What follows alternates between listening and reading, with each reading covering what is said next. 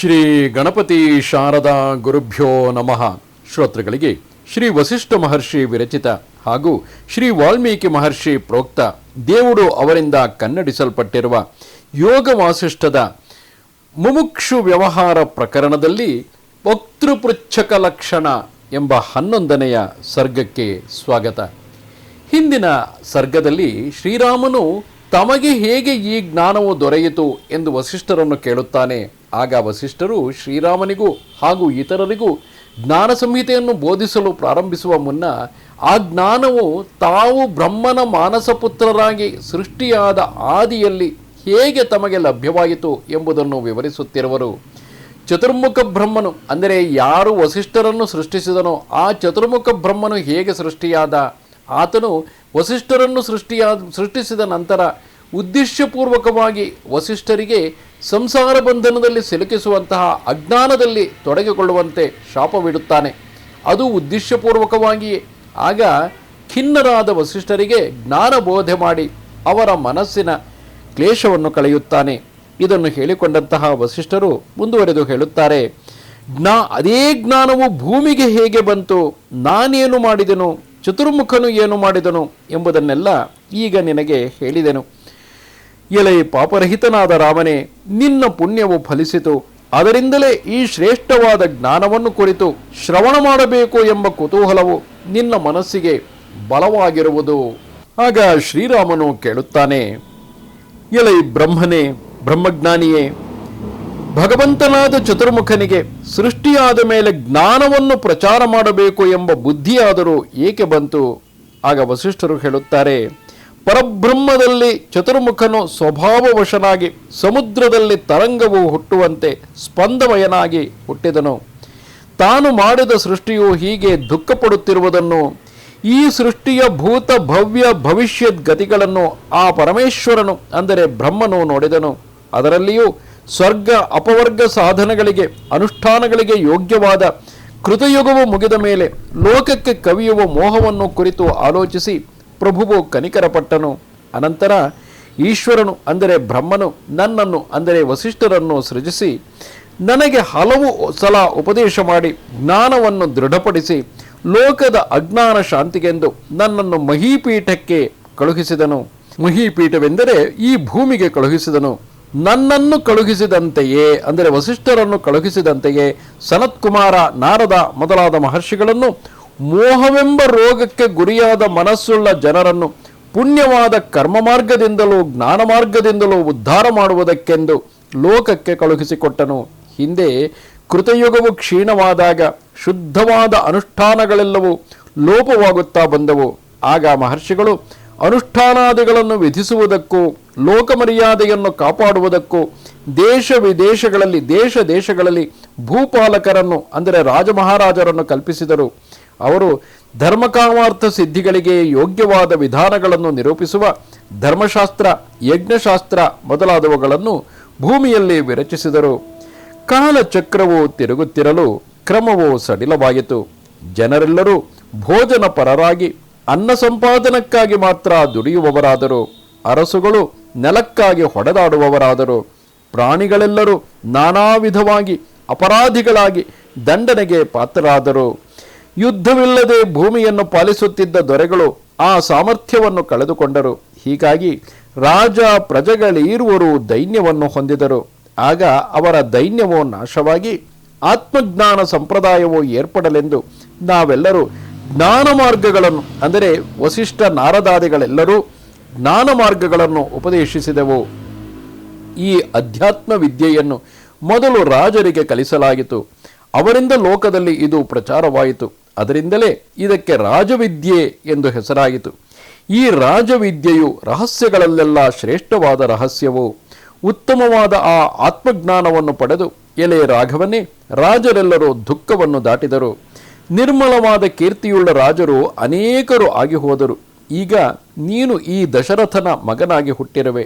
ಎಲೈ ಅರಿಮರ್ಧನನೇ, ತಿಳಿಯಾದ ನಿನ್ನ ಮನಸ್ಸಿನಲ್ಲಿ ಪಾವನವೂ ಮನೋಹರವೂ ಆದ ವೈರಾಗ್ಯವು ನಿರ್ನಿಮಿತ್ತವಾಗಿಯೇ ಜನಿಸಿತು. ಸಾಧುವಾಗಿಯೂ ವಿವೇಕಿಯಾಗಿಯೂ ಇರುವವರಿಗೆ ಕೂಡ ವೈರಾಗ್ಯವು ನಿಮಿತ್ತಾಂತರಗಳಿಂದ ಹುಟ್ಟುವುದು, ಯಾವುದೋ ಕಾರಣದಿಂದಾಗಿ ಹುಟ್ಟುತ್ತದೆ. ಆದರೆ ನಿನ್ನಲ್ಲಿ ಈ ವೈರಾಗ್ಯವು ಯಾವ ಕಾರಣವೂ ಇಲ್ಲದೆ ನಿರ್ನಿಮಿತ್ತವಾಗಿಯೇ ಜನಿಸಿತು. ಹೀಗೆ ನಿಮಿತ್ತಪೂರ್ವಕವಾಗಿ ಹುಟ್ಟುವ ವೈರಾಗ್ಯವು ರಾಜಸ ವೈರಾಗ್ಯವು. ಅಂದರೆ ಬೇರೆ ಜನಗಳಲ್ಲಿ ಯಾವುದೋ ಕಾರಣದಿಂದಾಗಿ ಹುಟ್ಟುತ್ತದೆ, ಆದರೆ ನಿನ್ನಲ್ಲಿ ಯಾವ ಕಾರಣವೂ ಇಲ್ಲದೆ ವೈರಾಗ್ಯವು ಹುಟ್ಟಿತು. ಸತ್ಪುರುಷರಿಗೂ ಆಶ್ಚರ್ಯವನ್ನು ಉಂಟು ಮಾಡುವಂತೆ ನಿನ್ನ ವೈರಾಗ್ಯವು ನಿನ್ನ ವಿವೇಕದಿಂದ ಅನಿಮಿತ್ತವಾಗಿಯೇ ಹುಟ್ಟಿರುವುದು. ಹೀಗಾಗುವುದು ಅಪೂರ್ವವು. ಇಂತಹ ವಿವೇಕಜನ್ಯ ವೈರಾಗ್ಯವು ಸಾತ್ವಿಕವು. ಜುಗುಪ್ಸೆಯನ್ನು ಉಂಟು ಮಾಡುವ ವಿಷಯವನ್ನು ಕಂಡಾಗ ಯಾರಿಗಾದರೂ ವೈರಾಗ್ಯ ಉಂಟಾಗುವುದು. ಆದರೆ ಸತ್ಪುರುಷರಿಗೆ ಅಂತಹ ನಿಮಿತ್ತಗಳಿಲ್ಲದೆ ವಿವೇಕದಿಂದಲೇ ವೈರಾಗ್ಯ ಉಂಟಾಗುವುದು. ನಿಮಿತ್ತವಿಲ್ಲದೆಯೇ ಯಾರಿಗೆ ವೈರಾಗ್ಯವು ಹುಟ್ಟುವುದೋ ಅವರು ಮಹಾತ್ಮರು, ಮಹಾಪ್ರಾಜ್ಞರು. ಅವರ ಮನಸ್ಸು ನಿರ್ಮಲವಾದುದು. ಸ್ವವಿವೇಕವು ಲೋಕವನ್ನೆಲ್ಲ ಪರಾಂಬರಿಸಿದುದರ ಫಲವಾಗಿ ಹುಟ್ಟಿದ ವೈರಾಗ್ಯದಿಂದ ಬುದ್ಧಿಯು ಮಾಲೆಗಳನ್ನು ಧರಿಸಿದ ತರುಣರಂತೆ ಮೆರೆಯುವುದು. ಸಂಸಾರದ ಈ ವಿಚಿತ್ರ ರಚನೆಯನ್ನು ಪರಿಭಾವಿಸಿ ನೋಡಿ, ಇದು ವ್ಯರ್ಥವೆಂಬುದನ್ನು ಗಮನಿಸಿ ವೈರಾಗ್ಯವನ್ನು ಪಡೆಯುವವರೇ, ಅಂದರೆ ಈ ಸಂಸಾರವು ವ್ಯರ್ಥವೆಂಬುದನ್ನು ಗಮನಿಸಿ ವೈರಾಗ್ಯವನ್ನು ಪಡೆಯುವವರೇ ಪುರುಷೋತ್ತಮರು. ತನ್ನ ವಿವೇಕವನ್ನು ಆಶ್ರಯಿಸಿ ಈ ಸಂಸಾರವನ್ನು ಕುರಿತು ಪದೇ ಪದೇ ವಿಚಾರ ಮಾಡಿ ನೋಡಿ, ಇದು ಇಂದ್ರಜಾಲದಂತೆ ಕ್ಷಣಿಕವಾದುದು ಎಂಬುದನ್ನು ಅರಿತು ಬಲವಂತದಿಂದ ಒಳಗೂ ಹೊರಗೂ ಇದು ಇರದಂತೆ, ಈ ಸಂಸಾರವು ಒಳಗೂ ಹೊರಗೂ ಇರದಂತೆ ಸಂಸಾರವನ್ನು ತೊರೆಯಬೇಕು.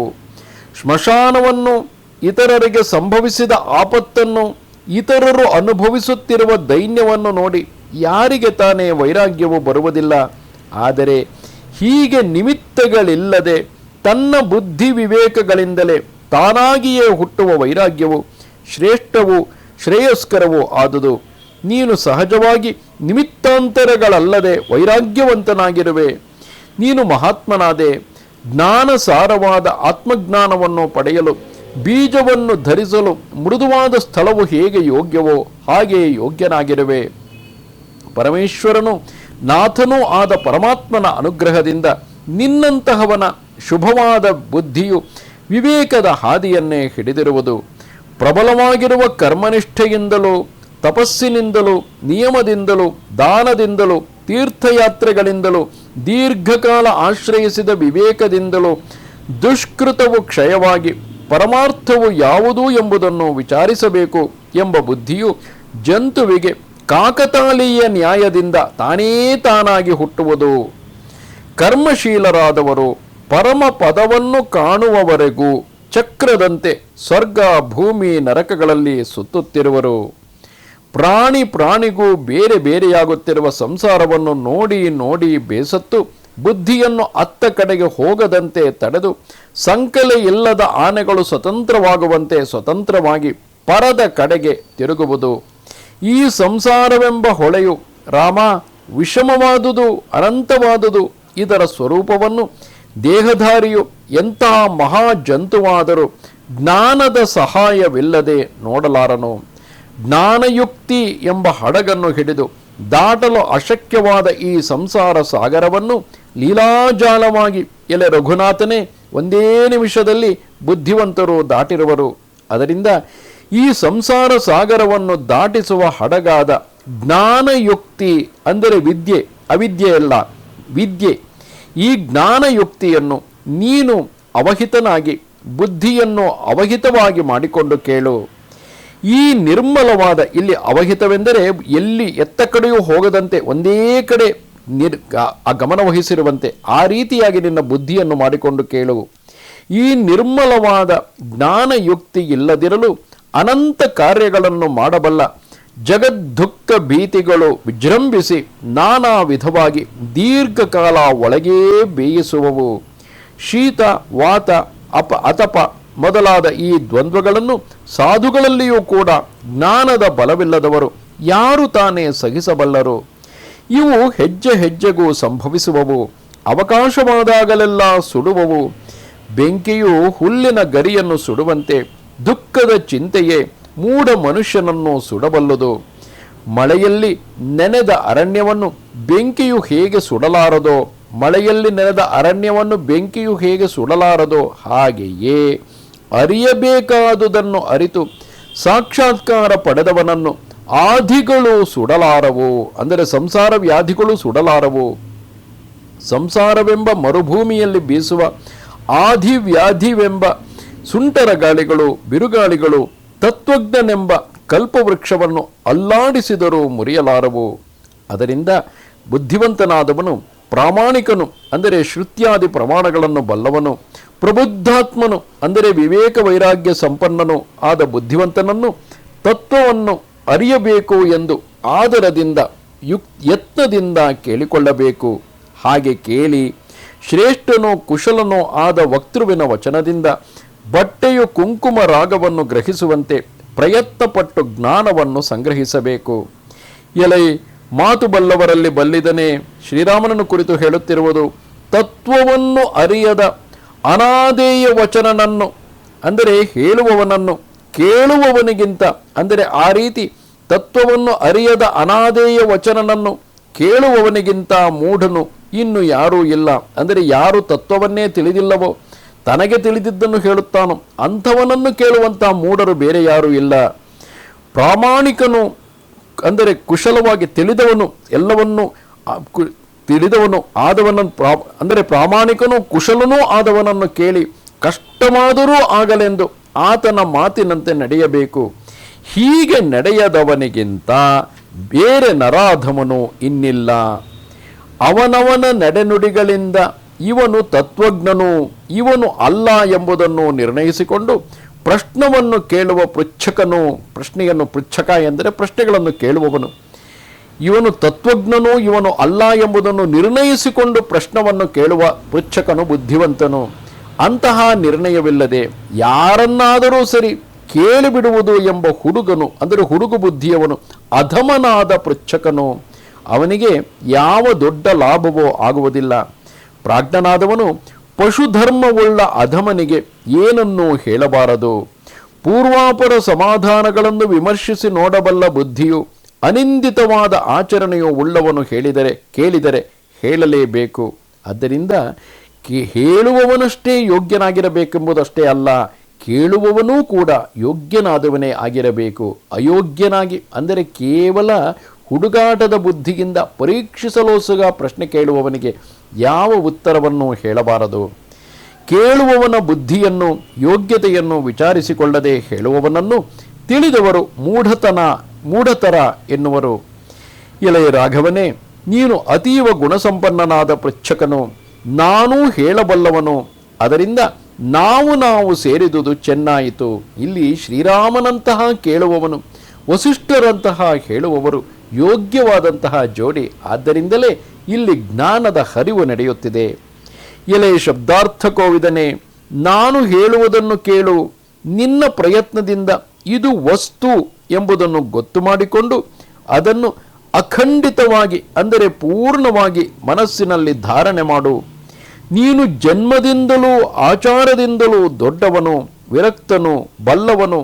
ಕುಂಕುಮ ವರ್ಣವು ಬಟ್ಟೆಗೆ ಹಿಡಿಯುವಂತೆ ನಿನಗೆ ಹೇಳಿದುದು ಹಿಡಿಯುವುದು. ಚೆನ್ನಾಗಿ ಲಕ್ಷ್ಯ ಕೊಡಬಲ್ಲುದು, ಪರಮಾರ್ಥವನ್ನು ವಿವೇಚಿಸಬಲ್ಲುದು ಆದ ನಿನ್ನ ಪ್ರಜ್ಞೆಯು ಸೂರ್ಯನ ಕಿರಣವು ನೀರನ್ನು ಪ್ರವೇಶಿಸುವಂತೆ ನಾನು ಹೇಳುವ ಅರ್ಥವನ್ನು ಗ್ರಹಿಸುವುದು.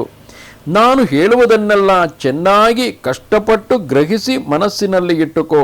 ತಿಳಿಯದಿದ್ದರೆ ಕೇಳು, ನಿರರ್ಥಕವಾಗಿ ಮಾತ್ರ ಕೇಳಬೇಡ.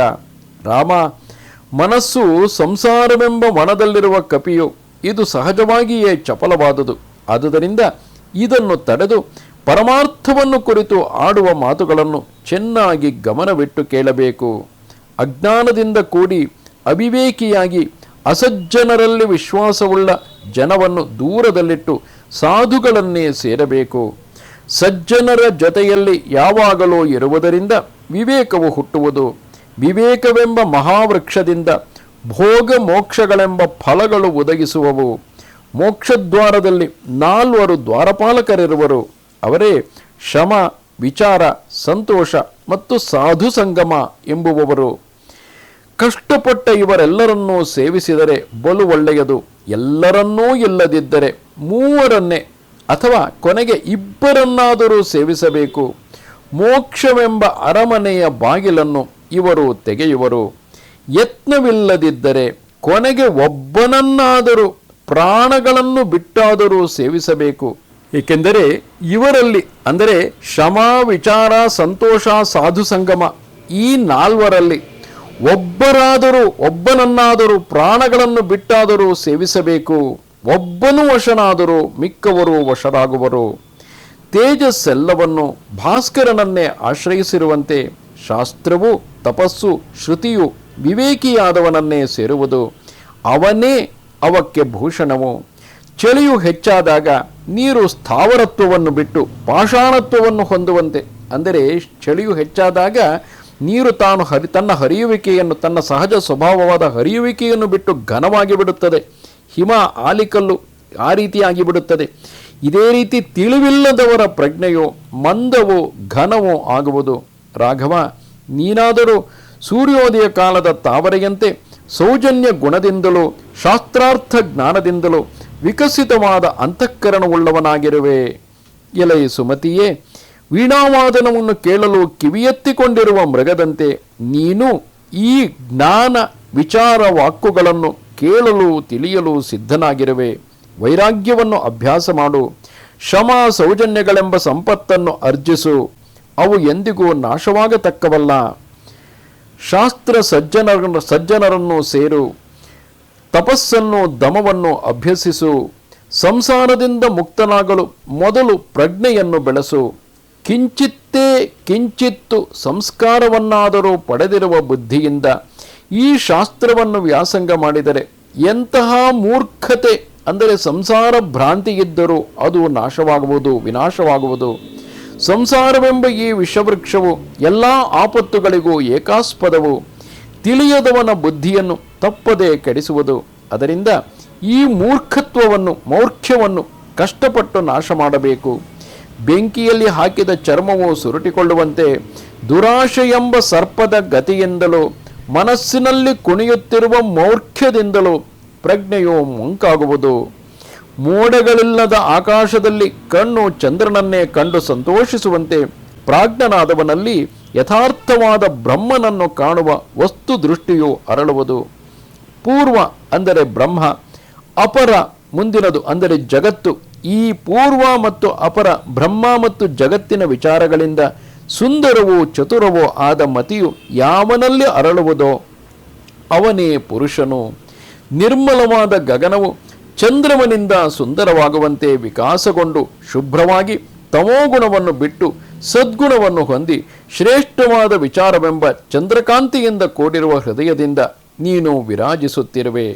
ಇಂತಿದು ಆರ್ಷವೂ ವಾಲ್ಮೀಕಿ ಪ್ರೋಕ್ತವೂ ಆದ ಶ್ರೀಮದ್ ವಾಸಿಷ್ಠ ರಾಮಾಯಣದ ಮುಮುಕ್ಷು ವ್ಯವಹಾರ ಪ್ರಕರಣದಲ್ಲಿ ವಕ್ತೃಪೃಚ್ಛಕ ಲಕ್ಷಣ ಎಂಬ 11ನೆಯ ಸರ್ಗ. ನಮಸ್ತೆ ಶಾರದೆ ದೇವಿ ಕಾಶ್ಮೀರ ಪುರವಾಸಿನಿ ತ್ವಾಮಹಂ ಪ್ರಾರ್ಥಯೇ ನಿತ್ಯಂ ವಿದ್ಯಾದಾನಂಚ ದೇಹಿಮೆ. ನಮಸ್ಕಾರ.